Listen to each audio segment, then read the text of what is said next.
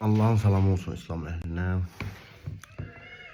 İstəyərdim ki, Azərbaycan millətinə, dövlət başçısına, dövlət məmurlarına bütövlükdə müraciət edəyəm ki, hal-hazırda İranla bağlı gedən haqq hesablar, Xamenei ağanın ümumiyyətlə tələbi ədalətlidir, dini haqdır.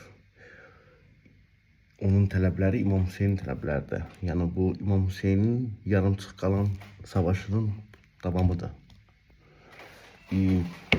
Bu halda biz də ölkənin 85% şiiyik. Təbii ki, aydındır ki, bizim mövqeyimiz haradır, nətərdir, kimin yanında yox. Əgər məsəl üçün kimsə də ya dövlət başçısı, ya məmurlar, ya ümumiyyətlə dövlət tərəf, yəni xalq məsəl üçün Xamenei ağanın tərəfdarıdır, şiyələr. Ola bilər dövlət sözü, amma İsrailin tərəfdarıdır. Ola bilər də, hər kəs yanıla bilər, hər kəs nətər deyim, həyatda günahsız adam yoxdur, xətasız adam yoxdur, hər kəsənin olur səhvi. Yəni o tembolda onlar o dünyanı idarə edən uşaqlar ki var, onlar nətər deyim, rəhbərliyi iblisdən alır. İblisin də elmi təbii ki insan elmindən qat-qat üstündür, qat-qat. Biraz insandan uzaq görəndir, belə deyək. Amma onun uzaq gördüyü burnun ucudur, belə deyim. Amma burnun ucundan da qabaq var axı, şurada ki.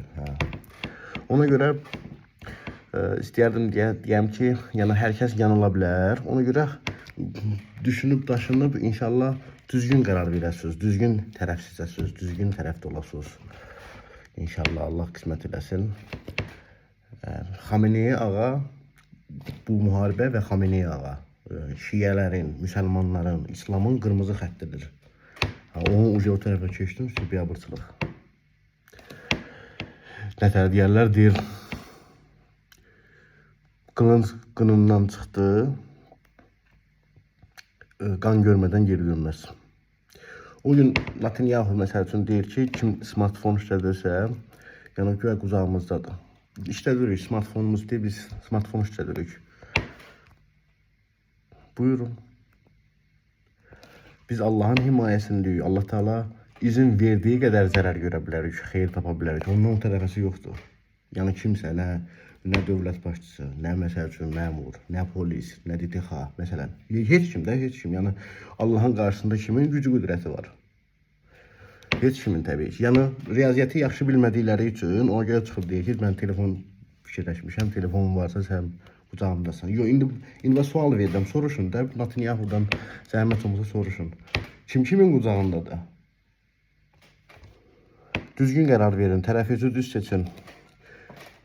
Xamenei ağa qırmızı xəttir.